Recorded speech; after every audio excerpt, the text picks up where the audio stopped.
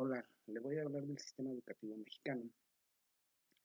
El sistema educativo mexicano tiene varios subsistemas. Tiene el subsistema de educación preescolar, el de educación primaria, educación media, también conocida como educación secundaria, educación media superior, conocida como bachillerato o preparatoria, la educación superior. Les hablaré primero de la educación preescolar. La educación preescolar es el primero de los subsistemas, está en la base. Eh, Se cursa durante 3 años, de los cuales sería de los 3 años a los 6 años, de los cuales el, el año segundo y tercero son obligatorios. La, la educación preescolar tiene sus orígenes en la propuesta de Federico Frobel. Frobel era un alemán que en el siglo XIX se pone a analizar el desarrollo educativo de los niños y considera que los niños deben de aprender desde el principio, desde muy pequeños, deben aprender procesos que los van a ayudar a vincularse mejor al proceso educativo y por lo tanto a la sociedad. ¿Cuál es el énfasis en la educación preescolar? El énfasis está principalmente en una capacidad de socializar, el desarrollar habilidades psicomotoras, el de iniciar habilidades cognitivas que los lleven a procesos de agrupamiento, desagrupamiento, de clasificación, de organización, ¿sí?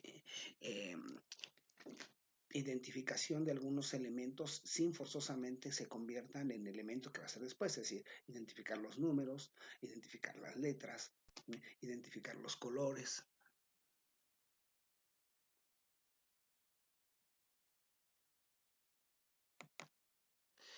Identificar los colores, identificar varios, digamos, componentes de su entorno, objetos, animales. Este proceso es un proceso que va acompañado de un gran uso de material didáctico y una gran capacidad para envolverlos o llevarlos a través del juego a aprendizajes. Esta parte también es importante porque les enseña a distinguir los distintos roles que van a jugar, es decir, a diferenciar. Eh, Hay cosas tan elementales como algunos valores, como el respeto, respeta lo que no es tuyo, como el evitar la violencia, el decir la verdad. eh, no es un proceso, como todo el proceso educativo, no es un proceso de fortalecimiento, digamos, de inculcar valores, sino de fortalecerlos. Los niños tienen capacidades, digamos, de atención diferentes, como todos. Hay un proceso digamos, de mejora en nuestra capacidad de, de atención. Entonces, en esta etapa, las actividades, los niños van a poderse concentrar en una actividad 15 o 20 minutos y no más. Entonces, el profesor, casi siempre son mujeres, las profesoras están preparadas para ir un poco haciendo una serie de actividades con una continuidad tal que permita que el niño mantenga la atención al pasar de una actividad a otra actividad, más los tiempos de descanso, más el tiempo pues para hidratarse, para estar un poco relajados. Eh, eh, la preescolar tiene una viejísima historia en México. eh, Desde la época de Porfirio Díaz, es decir, a finales del siglo XIX y principios del siglo XX, se empezaron a poner los primeros, les llaman kinder, eh, kindergarten, que como ya les dije, en realidad no viene del inglés, viene del alemán. Ahora también los conocemos como jardines de niños. Estas escuelas fueron generalmente escuelas urbanas en las ciudades. Sí, empezaron a tener una mayor expansión a partir de los años 50 o de los años 60, conforme México se fue convirtiendo en una gran ciudad, la Ciudad de México, en grandes concentraciones urbanas. Y esas concentraciones urbanas pidieron la ampliación de servicios, y esos servicios es, por ejemplo, el servicio educativo. Entonces, uno puede localizar ahí jardines de niños públicos, de escuela pública, pues hacia los años 40, los años 50 empiezan a expandir. ¿Qué sucedía? Por las condiciones de la familia, una gran cantidad de familias, digamos, de corte tradicional, el padre, la madre, los hijos, y a veces un poco ampliada, ¿eh? La mejora sustancial en los sistemas de salud, la existencia de un desarrollo continuo, que se llama desarrollo estabilizador, eh, eh, va a permitir que las familias tengan una prole grande y esa prole sobreviva. Eso va a implicar que junto con las políticas gubernamentales, pues los mande uno a la escuela.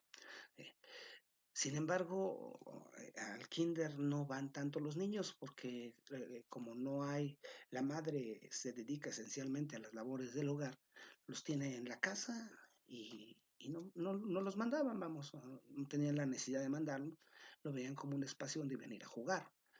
Y bueno, también podían jugar en su casa. Eh, el asunto está en que los niños van a empezar a ir al kinder con más frecuencia conforme van cambiando las condiciones económicas y también el desarrollo, digamos, personal de las mujeres. Es decir, las mujeres poco a poco en ese periodo van a empezar a estudiar más y van a empezar a buscar alternativas de vida diferentes, van a ser más independientes, van a empezar a buscarse sus propios empleos. eh, entonces, conforme las mujeres se van insertando a la vida laboral,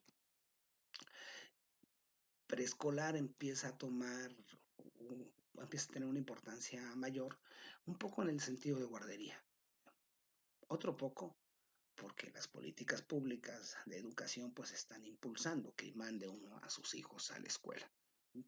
Entonces los niños empiezan a ir en mayor número, ¿eh? Sin embargo no se alcanza a cumplir el objetivo de que vayan todos.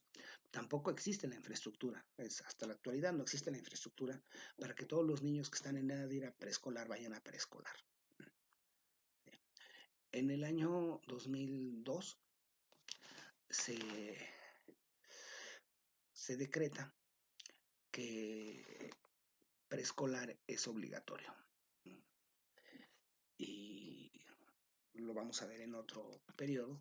Eso no significó que hubiera cobertura suficiente, nada más significó que los padres estaban como obligados a mandar a los niños, ¿no? A la fecha, la cobertura de preescolar es de alrededor del 70%. Ha mejorado, pero no alcanza a cubrir todo. Un porcentaje alto de niños no va, como les acabo de decir, no va a preescolar. Bien, ahora les voy a hablar de la educación primaria. La educación primaria es ha sido digamos, la parte educativa que tiene mayor tradición, aunque no formalmente no la de mayor antigüedad, lo vamos a ver ahorita. Tiene más tradición porque estos procesos en México son muy viejos. Las culturas más estudiadas, como la cultura mexica, México Tenochtitlan, tenían unas escuelas para educar a niños. Durante la época del virreinato van a existir algunas escuelas de corte parroquial. La iglesia tiene un papel muy importante en lo educativo, ¿sí?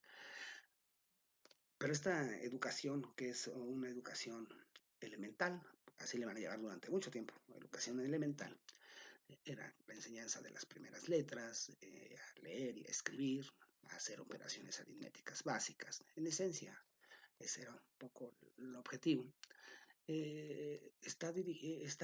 es utilizado especialmente por la parte más alta de la estructura social, ¿sí? ¿Quién son los que están interesados en que sus hijos aprendan esas cosas?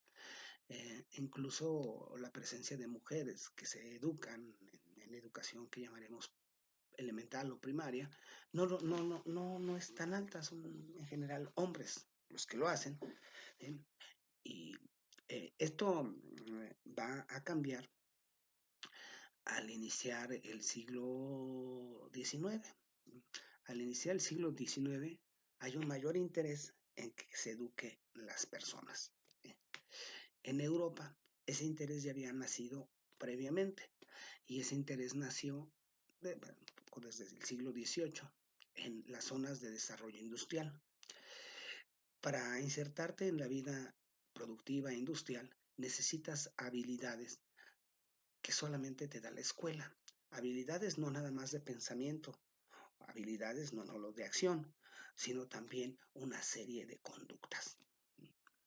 La escuela va a enseñar o enseña a las personas a tener horarios, a cumplir tareas, a saber que hay una estructura jerárquica, alguien que ordena y uno tiene que obedecer, ¿sí?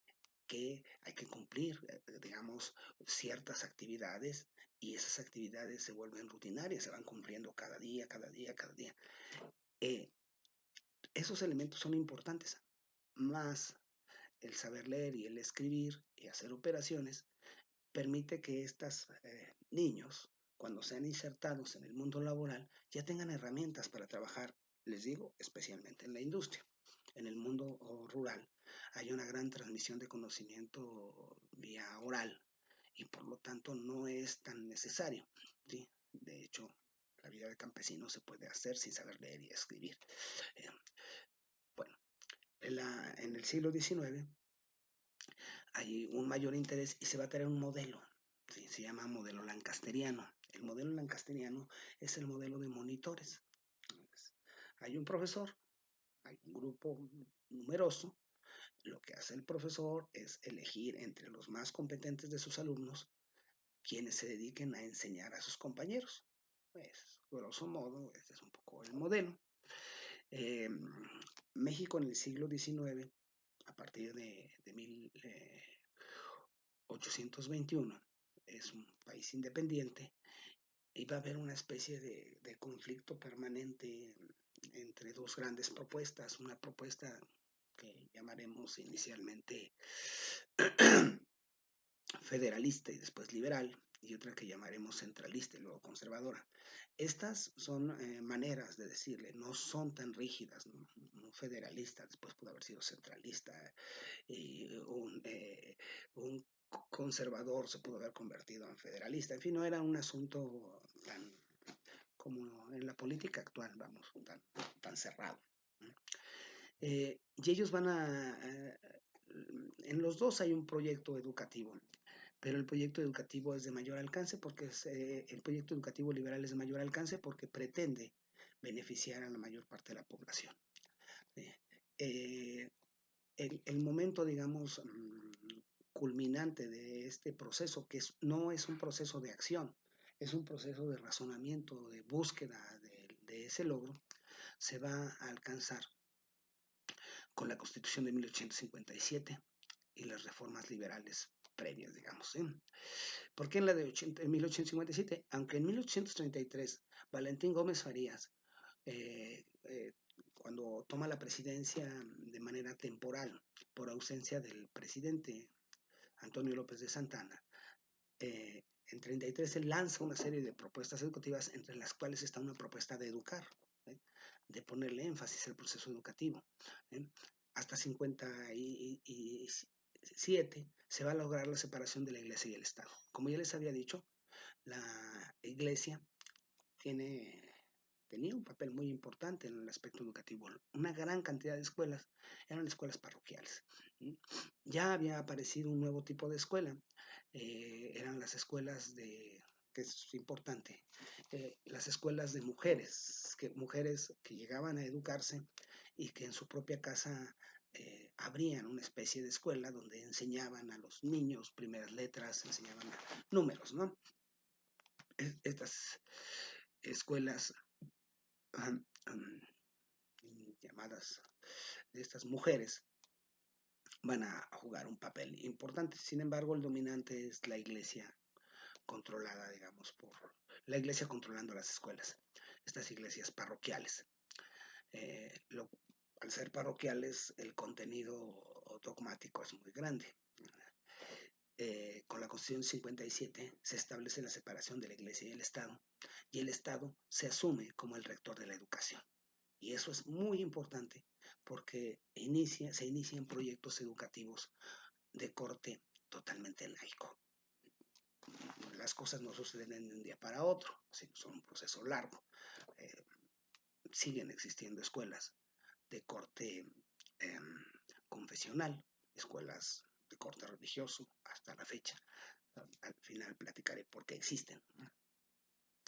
Las escuelas primarias, entonces, van a aparecer como un elemento importante, ¿sí?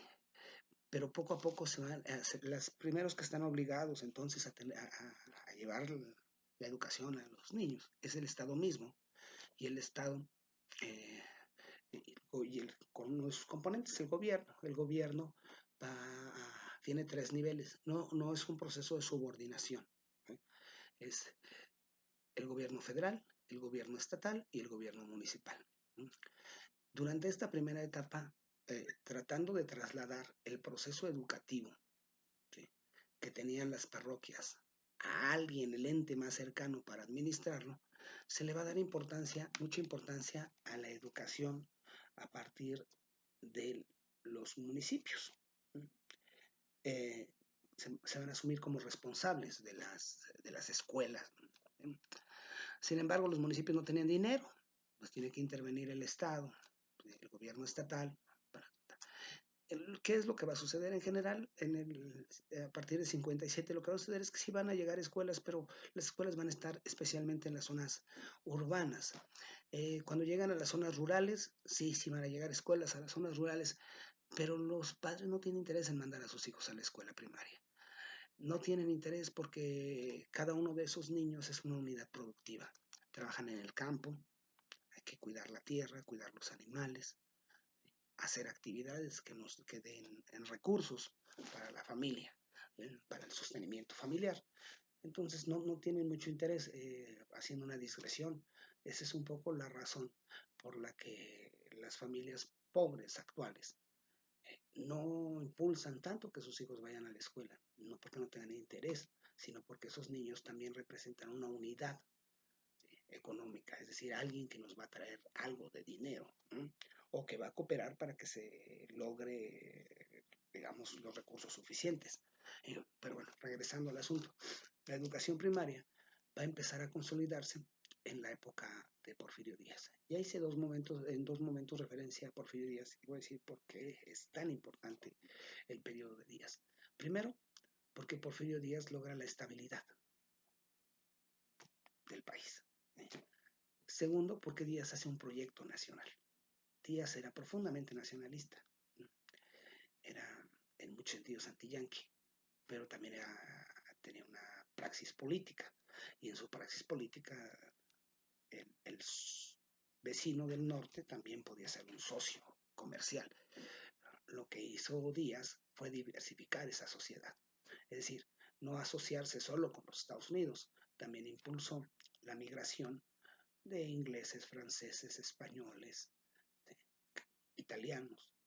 Él tenía la idea de que nuestros grupos originarios, los indígenas, los indios, eran indolentes y que una manera de impulsar al país era trayendo migrantes europeos que tenían fama de ser hombres muy laboriosos y de iniciar proyectos. Entonces él creía que con eso iba a mejorar. Realmente su política migratoria no fue exitosa. Lo que sí fue exitoso fue su capacidad de establecer vínculos diplomáticos con los principales países del mundo y a través de esos vínculos diplomáticos establecer vínculos comerciales. Entonces México va a mejorar en muchos sentidos, va a lograr estabilidad, va a tener orden. Sí, es una orden basada en una dictadura, que como diría Cosío Villegas, más que una dictadura, era una dicta blanda. Sí, en 30 años el uso de la fuerza para reprimir a los opositores es relativamente reducida. No estoy diciendo que no hubo acciones, sí hubo acciones, pero era una política de maltratar, digamos, y luego darle oportunidad que siguiera. Eso es típico, aunque no es en todas partes, porque la represión a los yaquis o la represión a los mayas fue algo mucho más frecuente.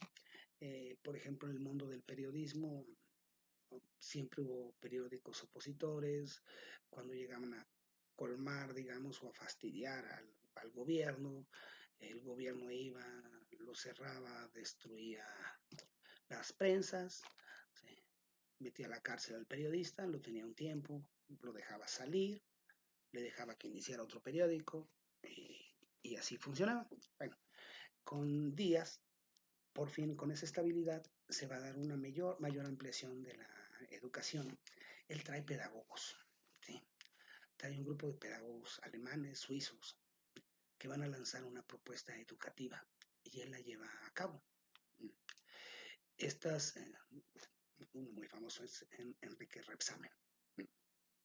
¿Eh? Van a analizar y van a hacer una propuesta educativa. Eso también es muy importante. Otra cosa que tiene que ver con la educación primaria es que ahí se va a ampliar el número de escuelas. Hay un proyecto para establecer el número de escuelas primarias, se van a ampliar en todo el territorio nacional. ¿Eh?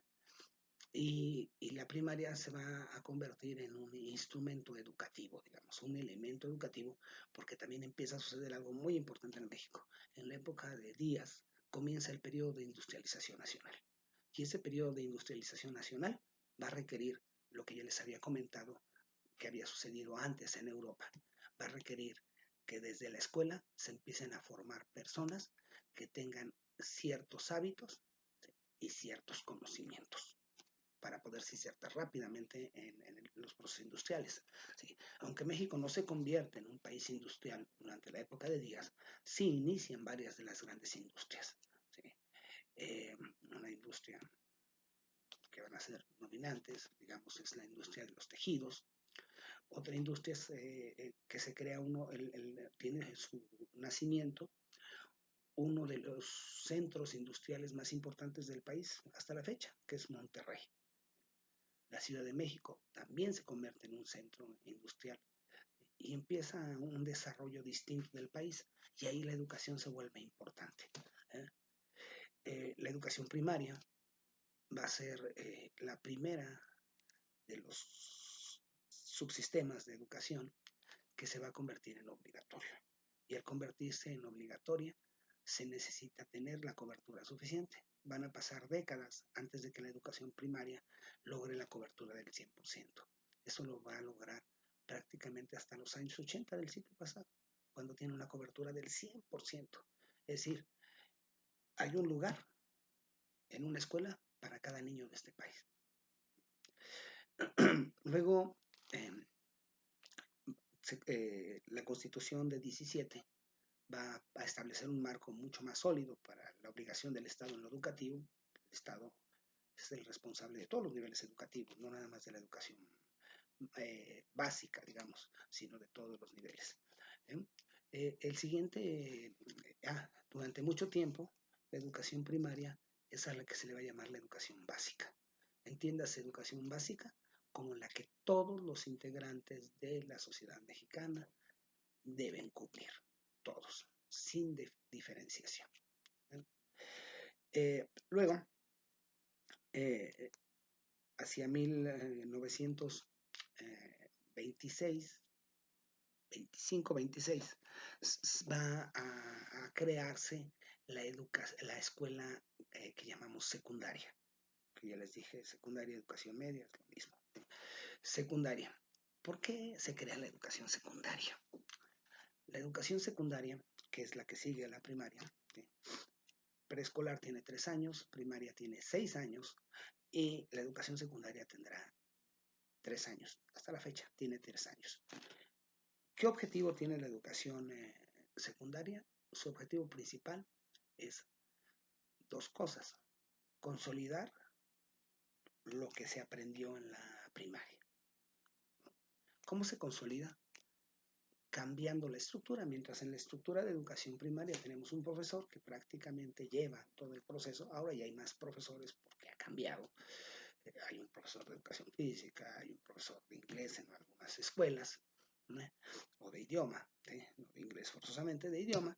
Y en la educación, pero el eje, digamos, de desarrollo educativo, matemáticas, geografía, o lo que se tenga que aprender de ese tipo de conocimientos, español, que son los dos grandes ejes, español y matemáticas, ¿sí? Los da un solo profesor. Cuando pasan a la secundaria, va a haber un grupo de profesores que se van a especializar por temática. Cada uno de estos profesores que se especializa por temática eh, va a permitir que cambie, digamos, el contexto del estudiante. Primero, el estudiante se tiene que adaptar a distintos estilos, a distintas formas de ser de sus profesores. Y por otra parte, tiene que aprender a trabajar sobre distintas materias de forma específica. Es decir, ya no va a haber una tarea, va a haber varias tareas que cumplir. ¿Bien? Están en la etapa un poco más de desarrollo individual que en su interior hay una especie de conflicto que todos pasamos, ¿sí? Que se manifiesta en su forma de interacción con los demás, y al mismo tiempo hay un cambio de modelo. Es decir, la secundaria se va a estudiar entre los 12 y los 15 años. Y la secundaria es, es de tres modelos. Hay tres modelos de secundaria: la secundaria general, que fue la primera, la secundaria técnica, ¿sí? Y la telesecundaria. Por lo menos los dos primeros modelos ponen un énfasis en algo que no existía antes y que tiene que ver con este modelo a partir de 1925. ¿Eh? Es la creación, la formación en una actividad práctica. Esta idea de la formación en actividad práctica, que tiene que ver mucho con un discípulo de John Dewey, con Moisés Sáenz, ¿eh? Que él es el que trabaja en este modelo y le ponen gran énfasis. Dewey, en su teoría, dice que las actividades que se realizan, Dewey incluye en este momento, ¿sí?, que se utilizan, tienen que ver con la vida práctica, que lo que sucede en el aula tiene que ver con la realidad, pues que deberían de enseñársele a los niños, deberían enseñársele actividades que tienen que ver con su entorno. Y eso es muy interesante, porque en el modelo de secundaria se van a incluir los talleres. En esta época y durante mucho tiempo, los talleres van a servir para que las personas sepan hacer algo que, de ser el caso, les pida insertarse en la vida laboral sabiendo realizar una actividad práctica. ¿Bien? ¿Por qué es importante? Porque durante un gran periodo de tiempo, el siglo XIX, en el siglo XX, perdón, en el siglo XX, las personas se van a insertar a la vida laboral tan pronto concluyen la secundaria. Entonces, saber algo de mecánica, de carpintería, o de taquimecanografía, o corte y confección. Ahora ya hay otros talleres totalmente distintos, ¿sí? Eh, Les ayudaba a poderse insertar en la vida laboral con algo, ¿sí? La secundaria también, desde los años 80, no, de la reforma de 92-93, es una, es una educación también obligatoria. Preescolar, primaria y secundaria, durante mucho tiempo van a ser la educación básica. Es decir, todos los que están en esa edad deben ir a la escuela, deben cumplir los ciclos, y el Estado debe proporcionar las condiciones para que los niños y adolescentes puedan enfrentar el reto educativo. La siguiente estructura, digamos, es la educación media superior, también conocida como bachillerato y preparatoria. Aquí les voy a comentar algo que es interesante. Como modelo, fue el segundo modelo que se implementó expresamente desde el Estado mismo. En 1867, Gabino Barreda, que es un liberal mexicano, que tiene la oportunidad de tomar algunos cursos con Augusto Comte, el padre de la sociología, en Francia, regresa a México allá en la década de los 60 y empieza a promover, especialmente con Benito Juárez, que es el presidente en turno, la implementación del modelo de escuela preparatoria. Tiene éxito y se implementa la escuela preparatoria. Por lo tanto, como modelo pleno, es el primero que existe de esa manera. La escuela preparatoria lo que busca es que exista un vínculo directo entre la educación inicial, que ahí era nada más la primaria, y la educación superior. Entonces, la escuela preparatoria se va a consolidar en la época de Díaz. Díaz sigue con el proyecto y lo apoya, y la escuela preparatoria, que es el antecedente de la Escuela Nacional Preparatoria, que depende de la Universidad Nacional, ¿sí? va a... Entonces, ¿cuál es la primera gran diferencia en esta escuela preparatoria? La limitación de controles. Hasta la escuela secundaria, las personas están en mecanismos de control, están siendo vigilados, están siendo cuidados. A partir de lo que llamamos la educación media superior, los muchachos tienen que adquirir autonomía. Tienen que tomar autonomía, es decir, autorregularse, saber. También replica un poco el modelo de la secundaria, entonces tienes un profesor por cada materia y tienes que afrontar, digamos, retos cognitivos diferenciados con ellos, y al mismo tiempo tienes que afrontar estilos distintos. Ahora han establecido algunas políticas restrictivas de control porque esa especie de libertad no fue muy exitoso. Ahorita voy a decir por qué. Al lado de la escuela preparatoria, ya en la década de los 30, con la creación del Instituto Politécnico Nacional, también se van a crear unas escuelas que van a ser como sus escuelas que hoy conocemos como vocacionales, que es otro gran modelo educativo porque tiene una gran concentración en la preparación de personas que lleguen a la formación especialmente técnica, aunque ya el Politécnico tiene carreras de todo, vamos, pero con ese énfasis al principio. Entonces también van a surgir estas que se llaman, les decimos, escuelas vocacionales, ¿sí?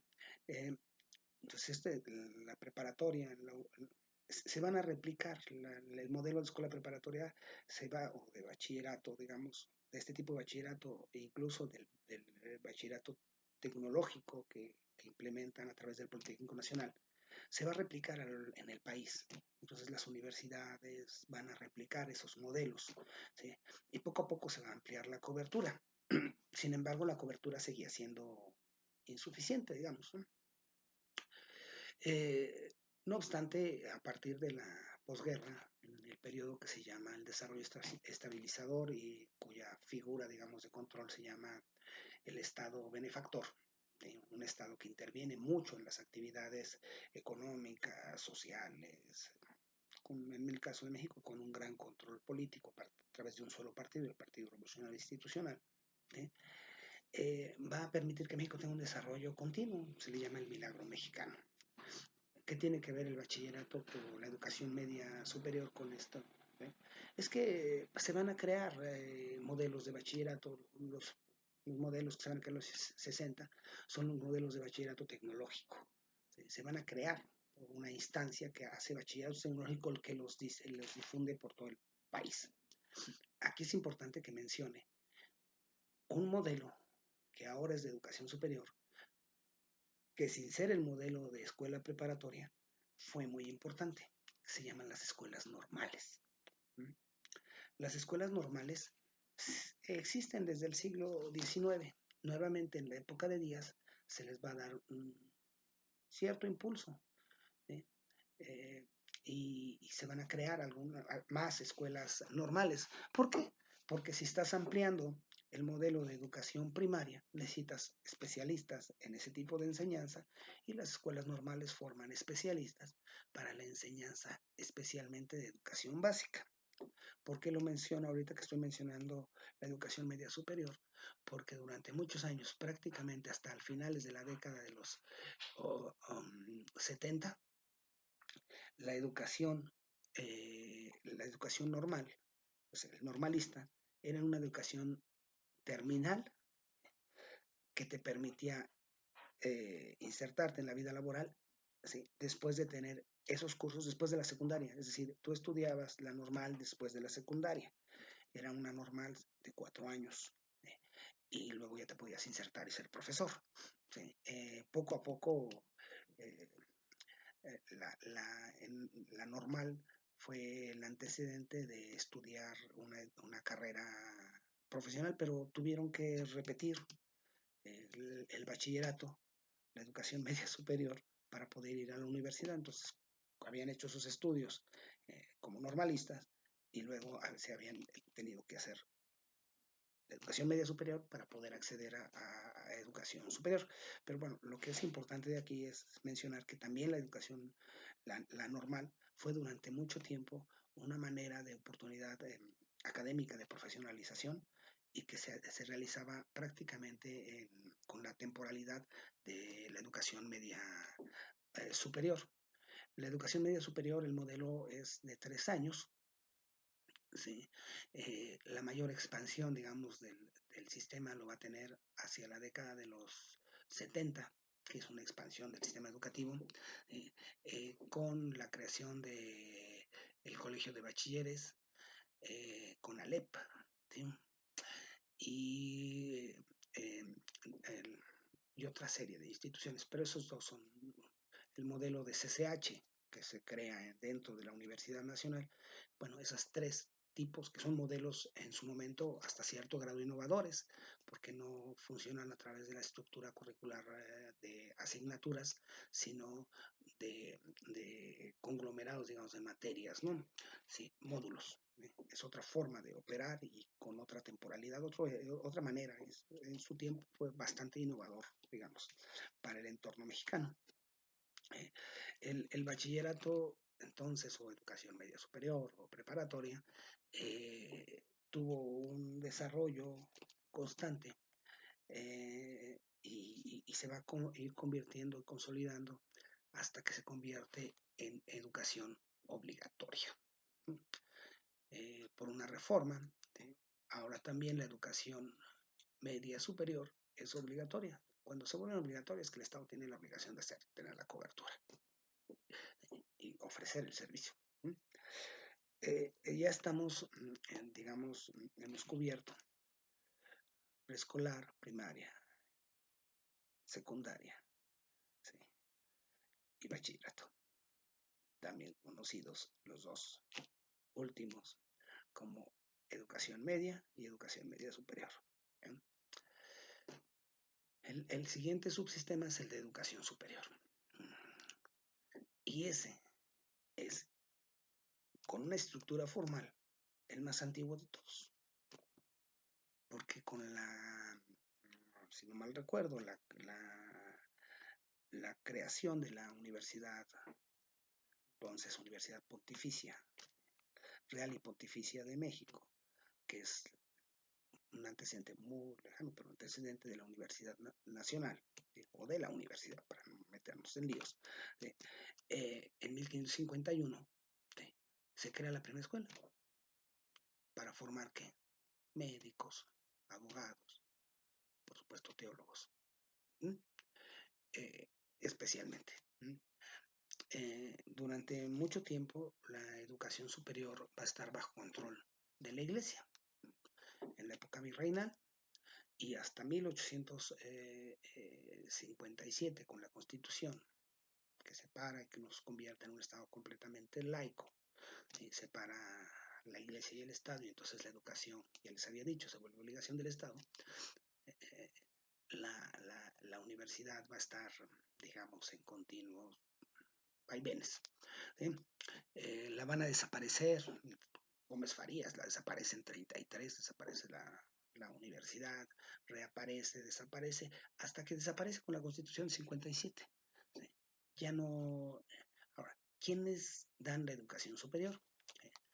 Eh, a las reformas borbónicas, que es un proceso de cambio que se da en España cuando todavía es el imperio, tratando de modernizar sus prácticas, trajo, entre otras cosas, la creación en la Nueva España del Colegio de Minería. El Colegio de Minería es el antecedente de las carreras de ingeniería en México. Cuando desaparece la universidad, este modelo de colegio va a ir acompañado de otros modelos de colegios. Se van a crear colegios o institutos que van a dar la educación superior. Estos colegios o institutos van a estar casi siempre en las grandes ciudades. Va a haber en Puebla, va a haber en Toluca, va a haber en Oaxaca, ¿sí? Va a haber en la Ciudad de México institutos. ¿Sí? Y ahí van a formarse los profesionistas, de las profesiones liberales, abogados, médicos, ingenieros. Eh, para llegar ahí había que hacer el recorrido previo, ya hacia cuando se consolida la Escuela Nacional Preparatoria, entonces quien quiere llegar a la educación superior hizo el recorrido, por lo menos de primaria, secundaria, bachillerato, para llegar a la educación superior. La educación superior en México, entonces, es un, digamos, subsistema muy amplio, con una gran cantidad de opciones. Voy a apreciar una cosa que se me estaba pasando de la educación media superior. La educación, mientras la preescolar responde a un plan y programa de estudios, la primaria en general responde a un solo plan y programa de estudios, la secundaria o educación media responde a 3 planes o programas de estudio. ¿Sí? El bachillerato o educación media superior preparatoria responde a más de 300, aproximadamente 300 planes y programas distintos de estudio. Y eso genera un grave conflicto cuando tienes que moverte de un modelo a otro modelo, porque como no son equiparables, tienes que repetir. Entonces hay un esfuerzo por hacer un bachillerato único que ya lleva varios años tratando de lograr establecer un patrón que permita la movilidad de los estudiantes para pasar de un programa a otro programa. No se ha logrado por la diversidad. Esto tiene que ver con la educación media superior, porque la educación media superior estuvo mucho tiempo y ha estado mucho tiempo vinculado a la educación superior. Es decir, las instituciones de educación superior han creado sus propios bachilleratos. Claro, el modelo, ya les dije, es el modelo de la Universidad Nacional, al que se asoció desde su recreación, que va a ser en el siglo, en 1920, cuando bueno, en realidad es con Justo Sierra, en 1910, cuando se refunda la universidad. ¿Sí? Va a tener asociado la Escuela Nacional Preparatoria. Cuando se va expandiendo el sistema, ¿sí? Estos colegios o institutos van a ir convirtiéndose en universidades. Y así es como nace la Universidad de Guadalajara o la Universidad, ahora Benemérita Universidad Autónoma de Puebla o la Universidad Benito Juárez de Oaxaca, ¿sí? Universidad Autónoma Benito Juárez de Oaxaca, en fin, todos ellos nacen de estos institutos, nada más a manera de digresión. ¿Sí? En uno de estos institutos que llamaban institutos de artes y oficios o, ¿sí? o de institutos de ciencias y artes, ¿sí? estudia Juárez y estudia Díaz ahí en Oaxaca y estudiaron para abogados. Bueno, regresando al asunto de la educación superior, este sistema de educación superior va a tener, como la educación media superior, va a tener una gran ramificación, es decir, una gran cantidad. Pero para fines solamente de explicación, les comentaré que va a haber básicamente dos grandes tipos de instituciones. El modelo de universidad. ¿eh? Recuerden que universidad quiere decir universal, es espacio donde se puede desarrollar todo el conocimiento. Eh, y los que se llamarían, digamos, instituciones de educación superior con orientación tecnológica, que van a ser los dos ejes que provienen desde la construcción de nuestro Estado moderno con el Politécnico Nacional y la Universidad Nacional. ¿Bien? Entonces, eso se va a replicar en los distintos espacios. Lo que sí sucede es que a partir de los años 40, los años 50, un gran énfasis en los años 60 y en los años 70 se termina de consolidar. Todavía en los 80 se crean algunas instituciones de educación, universidades, son una red de universidades estatales. ¿Okay? Eso le va a dar solidez al sistema de educación superior, la creación de estas universidades estatales. Se van a crear unas universidades nacionales o de otro corte. Una universidad que es importante es hacia 1978, si no mal recuerdo, se crea la Universidad Pedagógica Nacional. Y la Universidad Pedagógica Nacional lo que permite en el proyecto de la época era profesionalizar, crear la universidad para profesionalizar a los normalistas, a los profesores de primaria y de secundaria y colocarlos en una posición mucho mejor en su parte formativa. El proyecto era un proyecto gubernamental de la época de López Portillo como presidente. Sin embargo, se van a apropiar del modelo del sindicato y el sindicato ha ido poco a poco, se ha ido consolidando la Universidad Pedagógica Nacional, pero le ha costado mucho trabajo. Y le ha costado mucho trabajo por una serie de prácticas que existieron al principio que ahora afortunadamente las están eliminando o ya las eliminaron. La Universidad Pedagógica Nacional tiene diversas unidades en el país, ¿no? Ese es un ejemplo. Otra universidad que no fue una universidad propiamente nacional, pero que se creó como un modelo innovador, esa 73-74 se crea la UAM, la Universidad Autónoma Metropolitana, que ahora ya tiene sedes, por lo menos una sede fuera de la Ciudad de México, pero que también significó una opción especialmente para la población que quisiera venir a estudiar a la Ciudad de México, ¿no? Las universidades, la educación superior, es donde se desarrollan las que llamamos carreras profesionales. La cantidad de carreras que hay es gigantesca. Vamos, un ejemplo, lo conozco, la Universidad Nacional tiene 105, 104 carreras distintas. O sea, es una gran cantidad de carreras, pero si nosotros nos vamos a todo el país, pues vamos a encontrar cientos de carreras profesionales. Hay un núcleo que se replica en las distintas instituciones de educación superior. La educación superior la dividimos en dos partes. Hay otro modelo que ahorita voy a comentar de educación superior. Hay una educación superior, existe lo que llamaríamos propiamente las licenciaturas o la profesionalización semejante a la licenciatura. Los médicos no son licenciados, los ingenieros no son licenciados.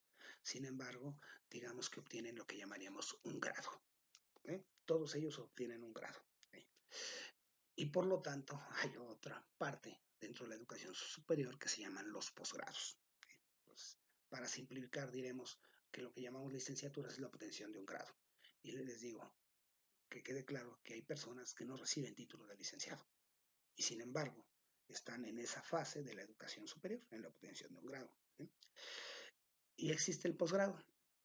El posgrado formalmente tiene tres tipos de títulos.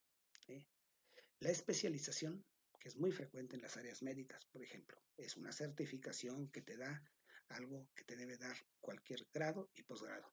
Una cédula profesional. Una cédula profesional es un instrumento que te reconoce como un experto en ese asunto para actuar en la vida laboral. Entonces es la especialización, pueden ser de 1 año, de 2 años, y en algunos espacios pueden ser de 3 años. Los médicos, hay especializaciones de 3 años. La maestría, que se estudia generalmente 2 años, y el doctorado, que se estudia generalmente en 3 años. También el doctorado puede tener, hay un doctorado que se llama doctorado directo, que es de 5 años, porque incluye el periodo que sería como de, ay, perdón, que incluye el periodo que se llama eh, eh, maestría. Bueno, pero el modelo dominante es para estudiar el doctorado necesitas tener maestría, es decir, tener el grado de maestro para pasar al siguiente grado. Está bien. Este es en general el panorama. Hay una gran cantidad de carreras y les voy a decir, hay una diferencia. Se han creado unas carreras que se dan especialmente en algunas universidades tecnológicas que son técnico profesional universitario. Son carreras de 3 años de educación superior. Te dan un grado, pero te dan un grado de técnico.